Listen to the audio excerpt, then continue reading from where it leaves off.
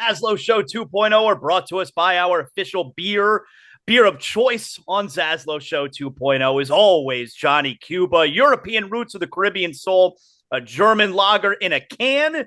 You can pick up a six-pack right now. Sedano's, Presidente, Winn-Dixie, Fresco y Mas. Remember, always want to drink responsibly. And Johnny Cuba's mantra, stay tranquilo. Joining us here, Zach Harper, back on the show here, talk some hoops with us. Obviously, Cinephobe will ask him about some movies too. Sirius XM, Mad Dog Radio. Zach, how you doing? You doing okay? My Aztecs are inexplicably in the Final Four. I'm dumbfounded by it. I know you guys are going through similar stuff in South Florida, and I just seriously can't believe it. Like, it's a weird team to have in the Final Four. It's very college basketball for this to happen. Okay, so I'm not going to pretend like I know a ton about FAU. I mean, we're excited about UM and FAU here. I know plenty about UM basketball. I've only learned about what's going on at FAU over the last few weeks here. So what is FAU facing in this San Diego State team? Some of the ugliest basketball you'll see. Like, it's just like there's nothing pretty about it. The last two games where they beat Alabama and then beat Creighton, San Diego State scored 28 points in the first half in both games. Like, I mean, they clang jumpers off the back iron. They don't pass the ball particularly well. There's no real play creation. It is just a hard-nosed team. It looks like a bunch of football players playing intramural basketball. Like, that's what the team looks like. But they can defend, they can rebound. They're great at shot blocking. They're great at forcing turnovers, and they kind of just grind out these victories that are super ugly. Now, FAU plays a brand of basketball that is very intelligent, and especially like approaching a team that plays as ugly as San Diego State. It could really benefit them, but if they can't really take physical play and it takes them out of their game, they're in for a really rough night. Does everyone at San Diego State just love Kawhi Leonard? Oh, yeah. I mean, he's our god, right? Like, he's our basketball god. Like, we have three incredible sports gods: Kawhi, Marshall Faulk, Tony Gwynn. Like, those are our three. Like, we're not a rich history. We also have Carl Weathers, though. Carl Weathers, San Diego State football. So maybe we have four, but we're not a rich history. But when we get one, we really get one. Did everyone just know that Kawhi Leonard was going to be awesome? No, because I mean, we knew he was going to be good. I think pretty early on his freshman season, you thought, like, okay, this is an NBA player. Like, he was super big, giant hands, really good defender, but he couldn't dribble. He couldn't shoot. Like he didn't have a lot of playmaking skills. But when he came back second year and all of a sudden he had massive improvements in everything except shooting, you thought, oh, this is a lottery pick. And then after a month with the Spurs, I was like, is this the same guy? All of a sudden he's hitting corner three. I never saw him hit a corner three at San Diego State. Like, it's just, his ability to just catapult his career based on what we saw from him as a freshman is truly remarkable. Now, I want to talk NBA, and I'm going to ask you a couple of movie stuff as well. But is this like most of you're a San Diego State alum. I'm here in South Florida, so I'm super into it. The rest of the country hates this Final Four, right? Yeah, and you know what? Screw them. You know, be dumb. Like, oh, Coach K's final game. Oh, UNC. I don't give a damn about that. I don't give a damn about UConn. I don't give a damn about Villanova. We got beach cities in the final. That's where people want to be. We don't care about your flyover states. No one cares about Rock Chalk Jayhawk. Like, no one cares about that stuff. No one cares about Kentucky and that fraud Coach Cal who can't actually coach in a basketball game. He can just recruit. And now that NIL is a thing, oh, surprise, they're not that good anymore. Like, we don't care about that stuff. We care about having a great city, great scenery, and guess what? It's our turn in the Final Four, and if you don't like it, you better hope UConn wins. There you go. What have we seen recently in the theaters? Have we seen any new movies recently? Oh, saw John Wick 4. I saw John Wick this weekend too. Oh my god. I went last showing on Thursday night. Showing on Thursday. Is that a midnight showing? It was like, it started at like 11:10. So tired. Well, the show time is 10:50, but it starts at 11:10 because we got like 20 minutes of previews. Yeah. And so I got out of the theater about 1:50, and I actually got locked in the parking lot. Like, their card scanner didn't work. And so I'm like going around all these exits trying to figure out how to get out of here because I'm like, do I just break the arm of this gate? Like, what do I do here? And finally found a security guard to let me out like 20 minutes later. But the whole time I was just so jacked up on what had happened. Like that's the best action movie I've ever seen. I could not believe, I mean, there are 3 long action scenes that got to be 20, 25 minutes each, right? And one of them, not to spoil anything for people, but there's one where it's kind of this continuous shot, and I've never seen that in an action movie before. I've never seen like that angle, that level of execution for it. I mean, I was just blown away. I love the John Wick franchise. I avoid all the trailers now. I've done it for the last 2 movies. I try to not see anything on the internet, no pictures. The only thing I saw for John Wick 3 was a picture of him on the horse, and I was so mad that I saw that because I wanted to go in super fresh. Like, it's my favorite movie franchise. Absolutely blown away by. He was on a horse again in this one. He was. He loves being on a horse. Keanu just loves horses. I was saying on my show yesterday, no spoilers, of course, but there were 2 scenes in particular to me which I just were outrageous when they're fighting in the traffic. All right. Yeah. Oh my unbelievable. God.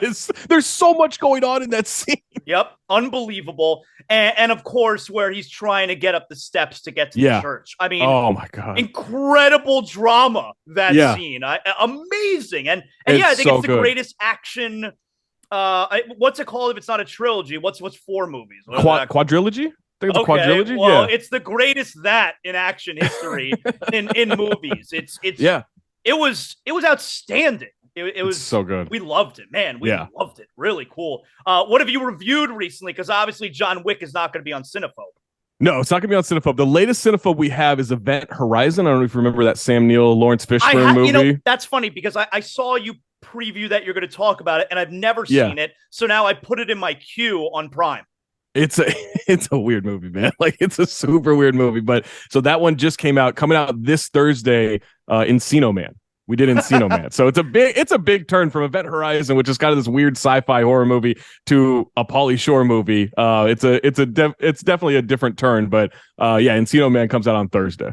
How would you describe this NBA season? Has this been a good NBA season?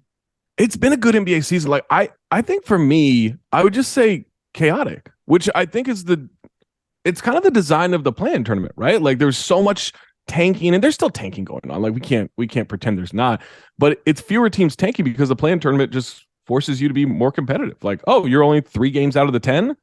Don't trade off all your players at the deadline. Like, and the fact that in the Western Conference, I think the Timberwolves, for example, are 2 games out of the 4 seed. I think 2 games out of the 4 seed, and they're 2 or 1.5 games out of being 11th. Right. Like, the Western Conference is just insane. Like, the East is kind of settling in, right? We have 4 teams that have locked in playoff berths. We know that Miami could get up to 6. They hurt themselves by losing to Brooklyn, especially the way they did, but they could still get up to 6. Like, that's still very doable. But we kind of know like who the 10 are going to be unless there's a complete collapse.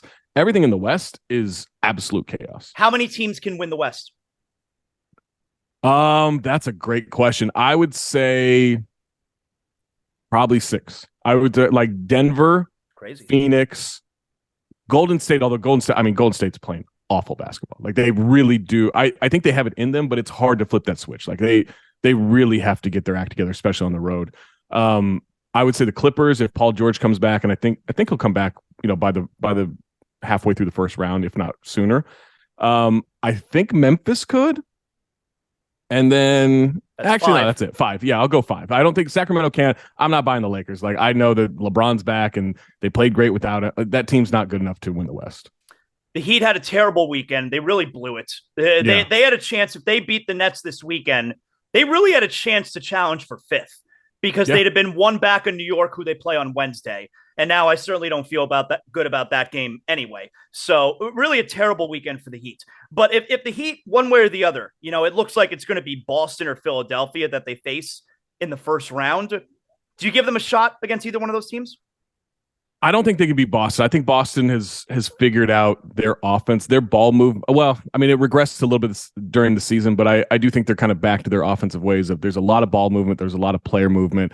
And with the skill set that they have in terms of, their backcourt and their wings, and even throw Al Horford into that, I don't know. That's a lot of shooting. There's just a lot of shooting on Boston's side that I don't know that Miami can keep up with. Although Miami, I think over the last 11 games, shooting like 40% from three. So, they're starting to make open shots again, which was their problem from an offensive standpoint. I think they can beat Philly.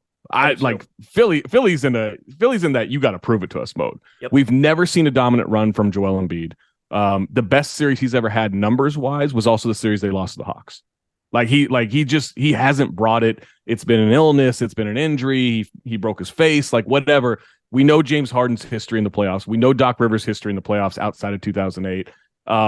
That's just a team where I recognize how good they are. Amazing defensive team, can be truly dynamic and impossible to match up with on offense.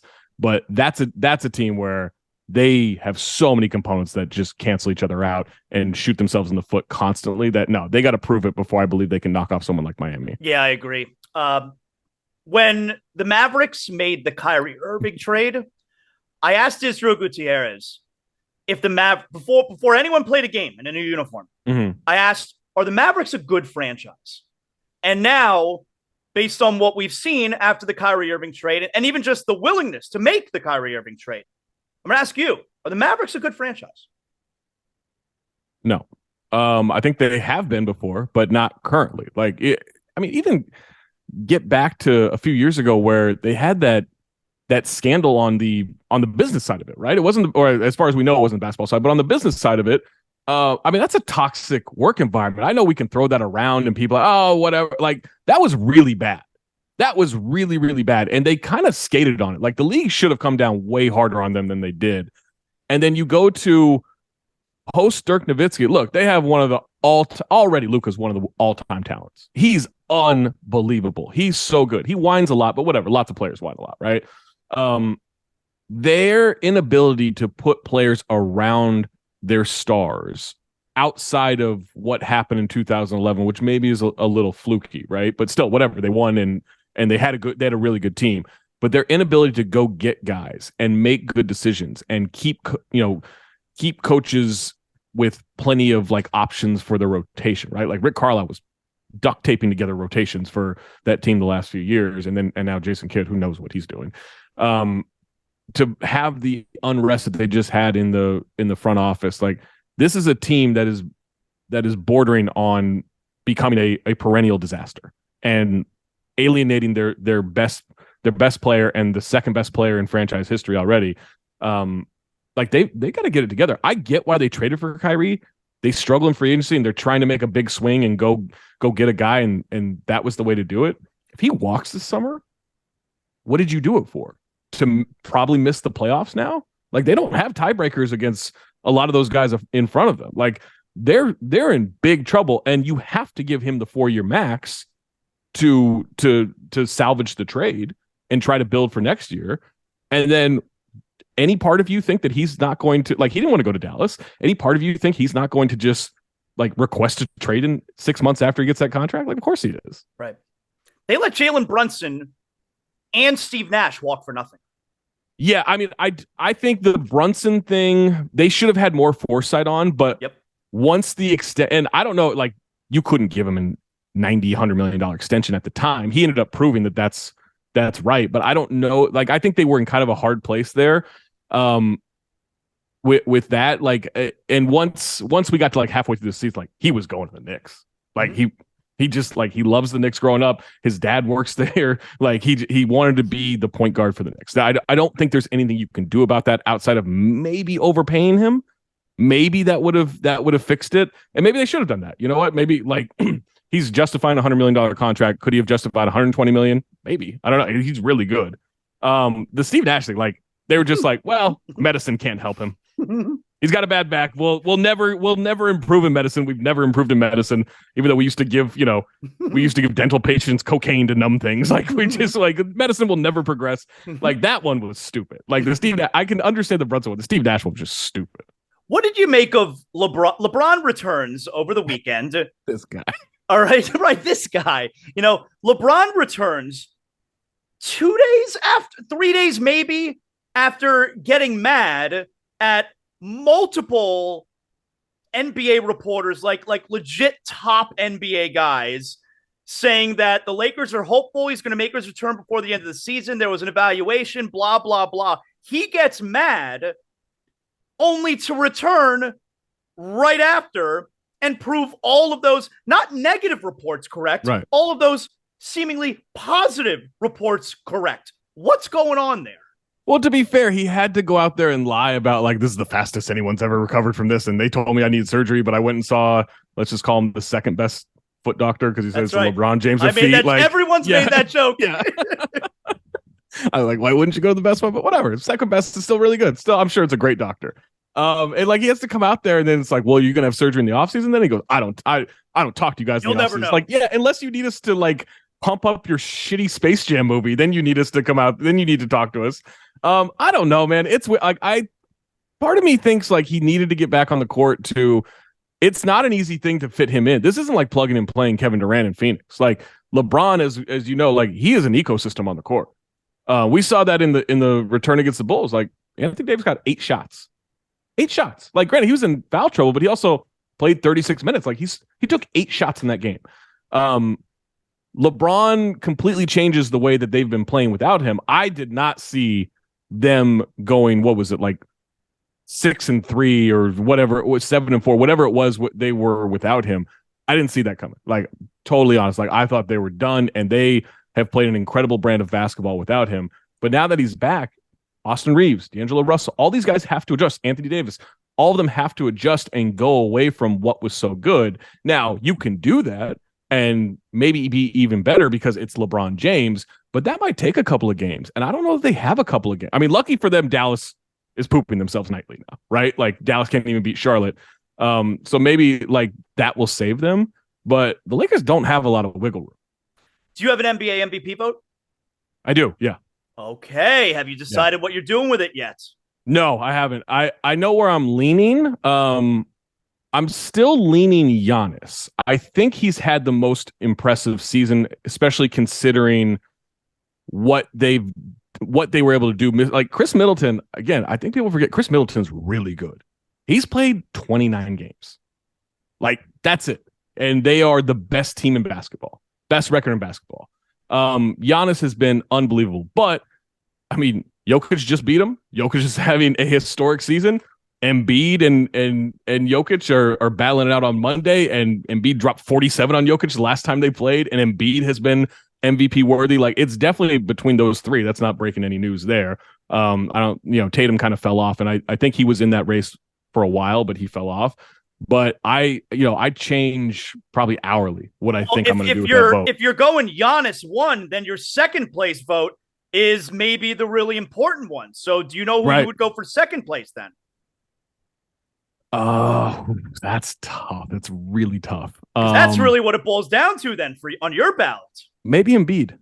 You know, by the time I finish the sentence, it might be Jokic. I don't know, but it's like it's tough. Like it is. I hate when people are like, "How can you vote for this guy?" Oh no, it has to be this. Like we have to do these like pompous, audacious statements about like who you're voting for. It's like, don't be stupid. Like we are literally splitting hairs here. We are going head to head matchups. We are checking out. Like we're trying to figure out.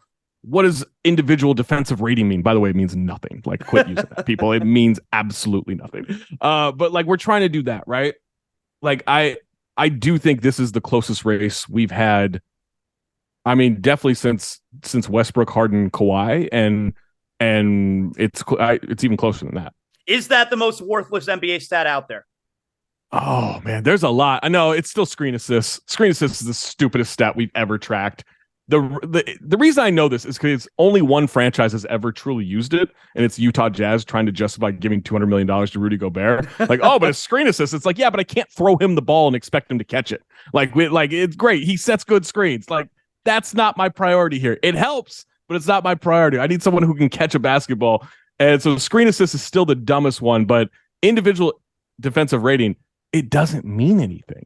You have no context of what you're putting that up against. Now you get into like on-off numbers, that helps, but defensive rating, offensive rating, they only truly matter when you're using five-person lineup data that is like over an extended period, like over hundreds and hundreds of minutes. That's when it starts to mean something. Okay. Lastly here for Zach Harper, I want to ask you about Jaylen Brown. What do you make of what's going on there? I mean, they've fallen off. Obviously, I mean they've won a few in a row now, but they've fallen off over the last few weeks. And now you got one of their star players very publicly talking about maybe I'm done here going into the postseason. Certainly not what you want to hear. What do you make of what's going on there? I absolutely love it. Good for him. They've had him on trade blocks. They haggle with him over that rookie extension, which he got a good contract. Don't get me wrong. He got over $100 million for 4 years for a guy that we knew the potential was there, but he hadn't exactly proven it yet, right?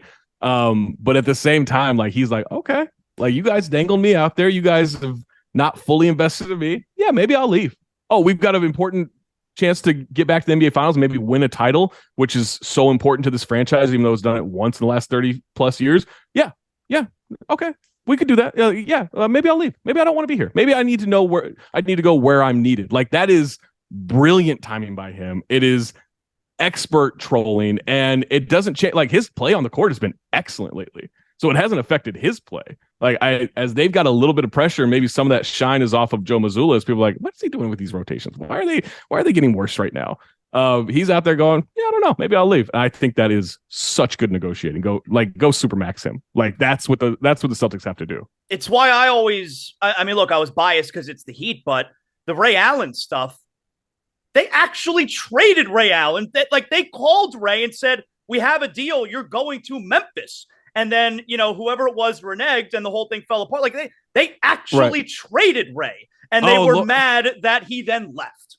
Zaz, loyalty only matters when it benefits you. If you can justify the alternative, it doesn't matter at all. Like you just go where you're told. That's what you do. And there's a lot of stuff that can prop up from player empowerment that I think is really difficult to handle, but I'm for it, man. Give me the chaos. Give me the content. I'm here for it. Zach, tell everyone how they can catch Cinephobe and read you on The Athletic and all that good stuff.